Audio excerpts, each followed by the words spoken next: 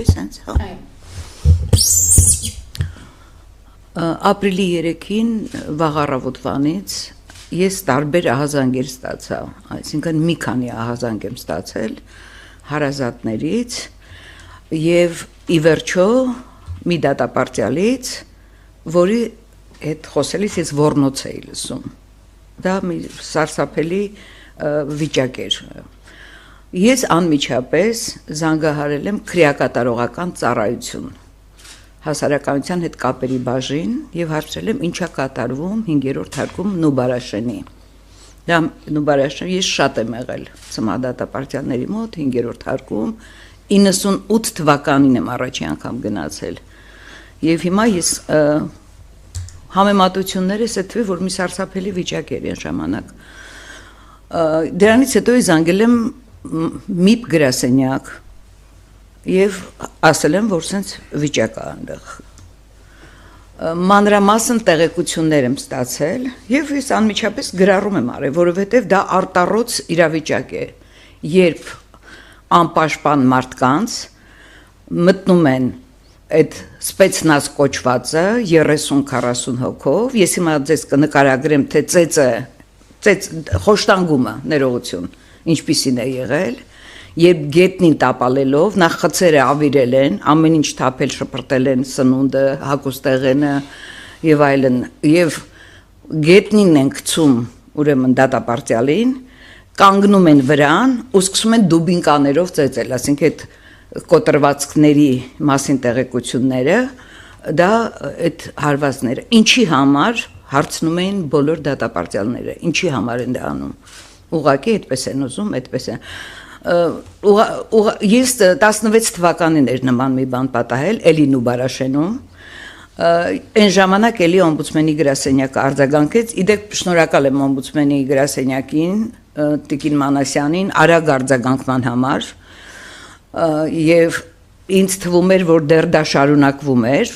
եւ իրենք շատ արագ են արձագանքել եւ գնացել Նուբարաշեն։ Նուբարաշենը դա բռնությունների որջ է։ Այդ 16 թվականին էլի օմբուդսմենի գրասենյակը գնաց եւ հայտնաբերեց այնտեղ ինչ էր կատարվել։ Այն ժամանակ իրոք ներքնակներ այրվել էին, որովհետեւ դատապարտյալները փորձել են պաշտպանվել, այրելով դռների վրա պահելով, որպեսզի իրենց այդ ջարդը չիրականացնեն, այսպես ասած։ Եվս ուրիշ մի քանի տարի առաջ Նուբարաշենի բանտում ուրեմն դանակահարել էին կալանավորին ռեժիմի պետի տեղեկությամբ եւ այլն, այն ժամանակ վարչության պետին հետո հեռացանեցին աշխատանքից։ Այլ ուրիշ դեպքեր էլ կարող եմ ասել եւ Նուբարաշենը դա մի կատաստրոֆիկ, կներեք ես բառով ասեմ, բանտ է, որը շարունակ պիտի քանդեն, բայց չեն քանդում, այսինքն հանեն, այսինքն պայմանները, իրավիճակը այդ բանտում, այդ մարդիկ ոնց են այնտեղ։ Եվ ես այս դեպքում ես տարիներ շարունակ ծմադատապարտյալների խնդիրներով եմ զբաղվում, դա գիտեն բոլոր նախարարները։ Ես միշտ հանդիպում էի նախարարների հետ։ Օրինակ Գրիգոր Մինասյանի ժամանակ փոխնախարար Բալյանի հետ այսպիսի դեպքեր իհարկե չի արձանագրվել, բայց երբ խնդիրներ էր լինում իմ այցելությունից հետո, ես գնում էի, աշխատում ենք այդ խնդիրները լուծել եւ ոչ թե հրապարակել։ Հասկանում եք, իսկ խոշտանգումը, բռնությունը դա արտառոց իրավիճակ է այն էլ ծմադատապարտյալներին, որոնք իրենք տարբերվում են իրենց օրինակելի վարքով։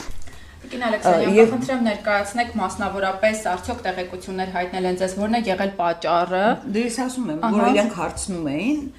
ինչ է եղել, ինչ է պատահել։ Ես հիմա կասեմ մի բան։ Ուրեմն զբոսանքի ժամանակ երգել են դատապարտյալները տարբեր երգեր, ինչ որ մեկը երգել է Դոլյա Վառավսկայա։ Ու դրանից հետո, դրանից հետո է եղել այս ամեն ինչը։ Այդ սպեցնազը, որը իրենց խփում էր, ասում էր դուք պետք է երգեք Գասպադա աֆիցերի։ Պատկերացնում եք։ Դա ես ամենայն պատասխանատվությամբ եմ ասում, որ ես մի քանի հոգու հետ եմ խոսել եւ երբ որ բոլորը նույն բանն են պատմում, դու չես կարող կասկած ունենալ այլևս լրամաս։ Դա ուղղակի, հա, եւ ասեմ ամենակարևորը, հիմա ասեմ, որ սա շարունակվում է 1 ամսից ավել։ Եվ մեկը ասեց, որ գոնե սա վերջինը լինի։ Պատկերացնում եք, զինծառայողների ծնողներն են, երբ որ իրենց ворցիները զոհվում են, նրանք են այդ բառերը ասում։ Շատ ազդեցիկ էր, եւ շատ ծանր տարա այս մի քանի օրը այս տեղեկությունները։ Եվ սրան հավել եմ նաեւ, որ Spetsnaz կոչվածը, որը ես համարում եմ բանդիտական խումբ, իր արտոնյալ վիճակով առևանգել է դատապարտյալներից մեկին։ Ես կարող եմ հրապարակել անուն ազգանունը Դավիթ Մինասյան։ Երկրորդ օրը դեռ նա չկար տեղում, այսինքն դա ո՞նց կարող է առևանգել, ո՞նց կարելի է, չեմ հասկանում ինչա կատարվում, գիտեք։ Իսկ հիմա նա որտեղ է։ Ես չգիտեմ։ Ես սա հայտարար ասում եմ, որպեսզի մարդիկ հավաքեն այդ տեղեկությունները,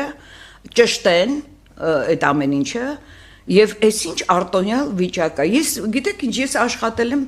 Միջին Ասիայում, Human Rights Watch-ի գրասենյակում, եւ այնտեղ դա բռնատիրական երկիր է, Ուզբեկստանը, եւ նրանց բանտերը դասվում են անմարտկային բանտերի շարքում, այսպեսի կարգավիճակ ունեն ամբողջ աշխարհում։ Նուբարաշենը, ես մյուսների մասին չեմ կարող ասել։ Ես շատ եմ եղել եւ Արմավիրում, եւ Սևան քրեակատարողական հիմնարկում, տարբեր տեղ, բայց այն ինչ որ կատարվում է Նուբարաշենում, տարիներ շարունակ, փաստորեն սա այսպես մի ապահով տեղ է, եւ ինձ շատ էր ապշեցրել նախարարի պնդումները, որ իրավաչափ ուժ է կիրառվել, հասկանում եք, այսպես կանգնած դու ինչ գիտես, քննություն չեք նշանակել, դու գոնե համոզվելու համար դու կարող ես հետաքրքրվել, ուղարկել քո նախարարությունից մարդիկ, որ պարզնակ մարդիկ են, չէ՞ այնտեղ, առանց այդ էլ բազմաթիվ հիվանդություններով 20 տարուց ավել այդ դատապարտյալները մինչև 30 տարի այնտեղ մարդիկ կան, դուք ո՞նց կարող եք իրանց հետ տենց վարվել։ Տիկին Ալեքսանյան մի հստակեց